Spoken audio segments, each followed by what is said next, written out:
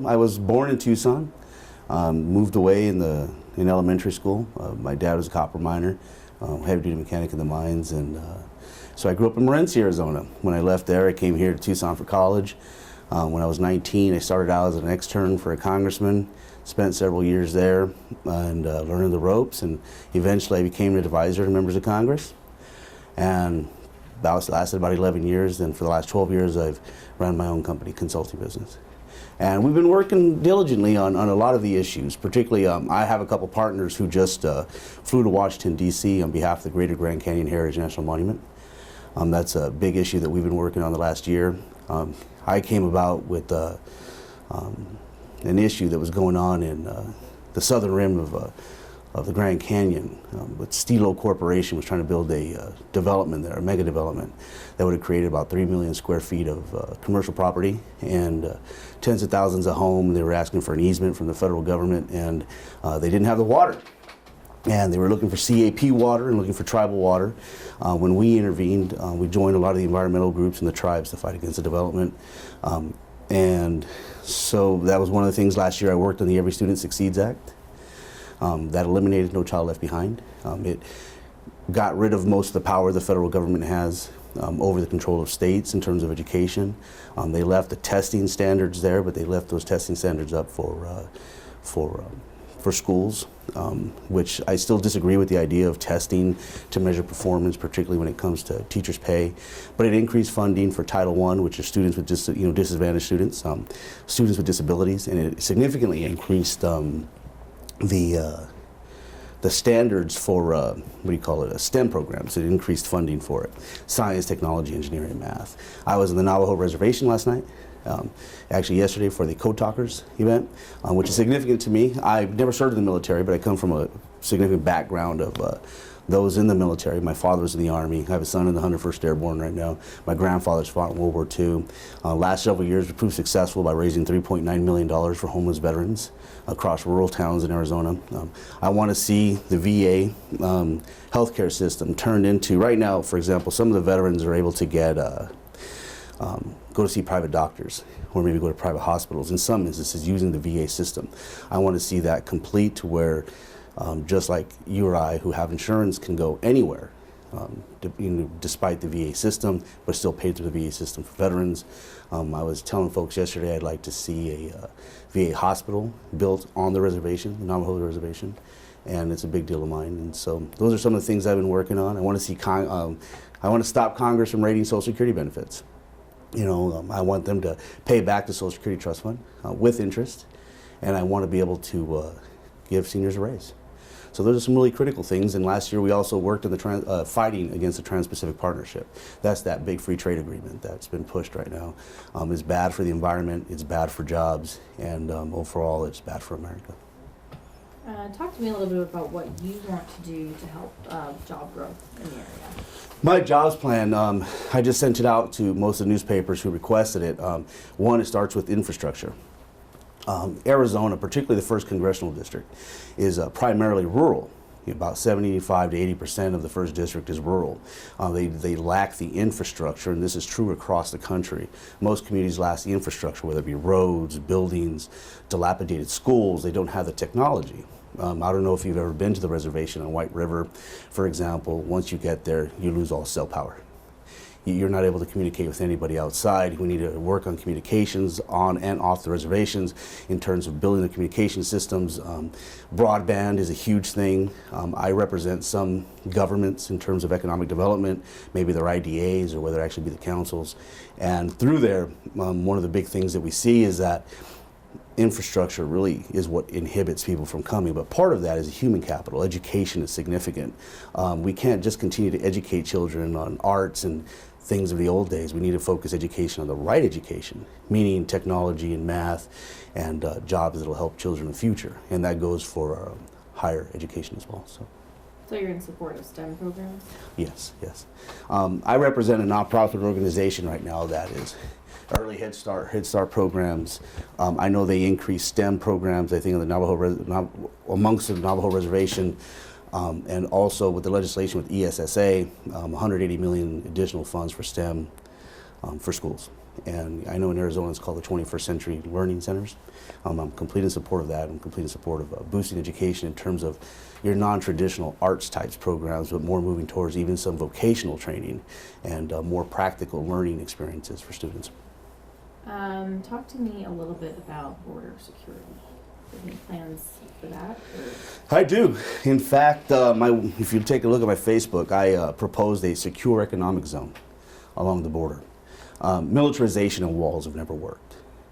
What the country needs to do is move towards mutually beneficial relationships between our border towns and our bordering neighbors, just Canada, Mexico, and here, but also countries abroad. So what I propose is that using, for example, the energy industry, which is significant. We are the most solar intensive, one of two most solar intensive locations in the whole world. So we can look to like energy sources like solar, wind, or even tidal. We can use some of the new technologies that are available today. For example, you're able to now transfer energy in fluid as if though it was petroleum. One of the big problems they have with solar industry right now is they use these big lithium batteries, right? But with this new system, you can use some of the present infrastructure, the petroleum infrastructure, in order to transfer the energy beyond borders or wherever you need it to go, just like fuel. So what I want to do along the border is work out a relationship with not only Mexico and the United States, but also our border tribal nations, which are critical because the tribes own most of the land. It creates sustainable jobs, which is great. It eliminates the need for many of the anti-immigration policies that we have now, because now you have people employment. Most immigration is based off of economics. I don't know if you know this, but I have a significant level of experience in immigration at the federal level. And it creates an issue where we need to mutually secure the zones. And we've got 2,000 miles of land here, from border to border approximately, and I think we could use those to create secure economic zones along the borders, which would actually help. I think not only the economy, it would reduce the need for drug smuggling, it would reduce the need for human and drug trafficking, and I think that it would make living conditions for people better. What do you think makes you stand out from the other candidates? Well, my federal experience. I understand that the other candidates have been around a long time on the Republican side. My opponent doesn't have any federal experience whatsoever. For the last 22 years of my life, I worked on federal issues, whether it be working for congressmen for the first 11 years of my career or the last 12 years.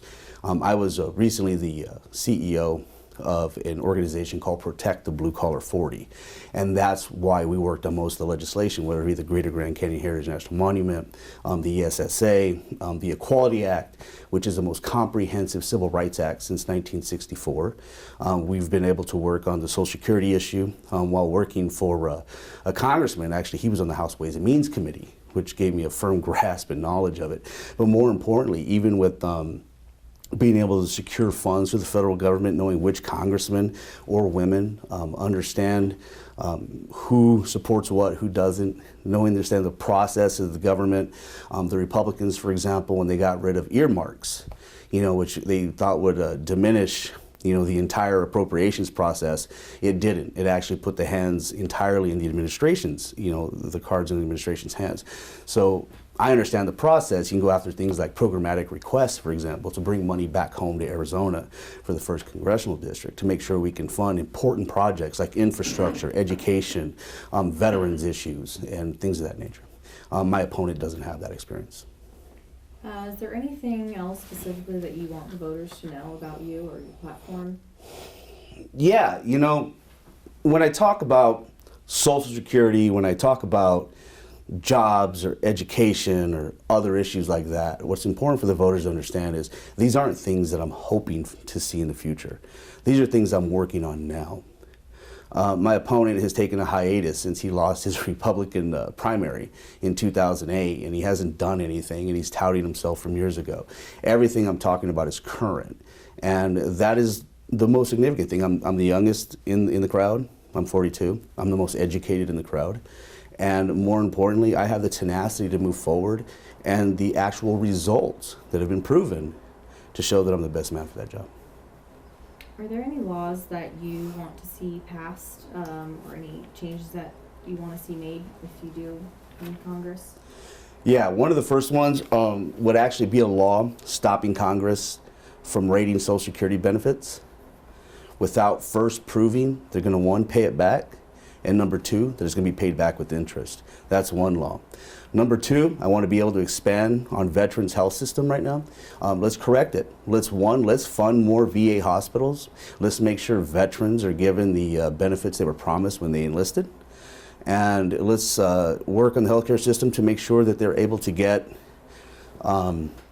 those benefits that they need on a larger scale, not purely through the VA system, but paid through the VA system. I want to be able to make sure on education that we move past the ESSA a little bit further. It didn't go far enough in terms of funding. I want to see that that Title I funds are above sequester level. I want to see those students with disabilities is above sequester level. I want to continue with programs like STEM. That's a significant piece of legislation that I would like to see. And more importantly, let's not tie teacher pay along with testing scores. Those are some of the things, more importantly, and I want to keep on my fight to make sure the Trans-Pacific Partnership doesn't actually happen. Right now, Hillary Clinton has said that she doesn't want it to go forward, and if she becomes president, that she'll keep, she'll make sure it stops. And I'm hoping that in the event she's elected, that that's true. As a member of Congress, that would be one of the biggest fights. I'm often asked why I'm running for Congress, and I tell people, I wear these old steel-toe boots, and they weren't mine. They were actually my dad's. And they were the last boots he wore when he worked out in the mines. Now, granted, my dad and mom got married when he was 16 and she was 14. My mom's still married to him today. He died 12 years ago. And, he lived to only be 63 years old. Right now, Congress is pushing to raise a Social Security age requirement to 72 from, I think it's 68. Men like my dad and women like my mom, 72 is about as high as they may or may not go. And I'm tired of seeing the government pushing the blue collar and working class out of the way to go through the agenda. And why does that happen? 54% of all working adults in the United States are blue collar or working class. Less than 2% of all members of Congress come from that type of background. So you have a cultural divide right now where you have people from a higher tax bracket making decisions on those people who their livelihood and their future really depends on the decisions of those. I'm from that background. And I talk about those steel-toe boots because my dad served his 8 years in the military, raised 7 children, put 6 through higher education. 1 was schizophrenic. He never saw the streets. My brother passed away. My schizophrenic brother passed away.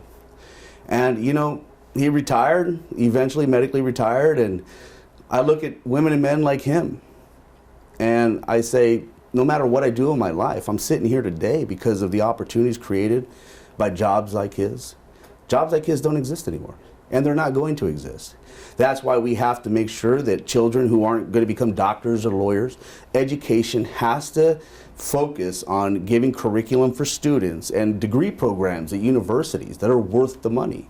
Right now, most people don't see the worth in a college degree because most jobs that they see coming around don't exist anymore. So we need to focus on that. But I mentioned the boots. They're a little too big for me.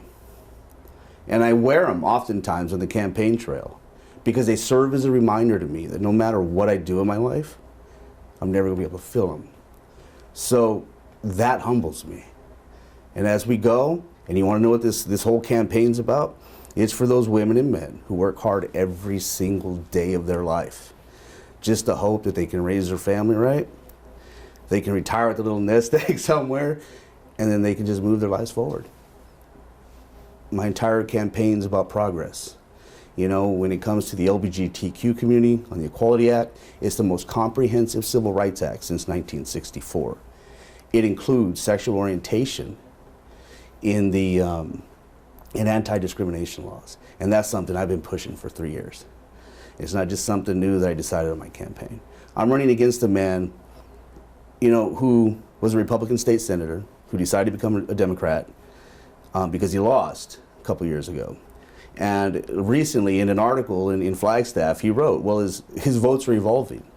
He voted for a constitutional ban against same-sex marriages, voted to exclude sexual orientation from anti-discrimination laws. He voted to make it a Class 5 felony for women to have abortions. He voted to make sure that, you know, women who decide to terminate their pregnancies, that doctors explain fetal pain to them. I don't know about you, but there's nothing about that that says he's moderate. And that's what I'm running against right now. You know, I'm about progress. I'm about letting people do what they want. So there's my campaign in a nutshell.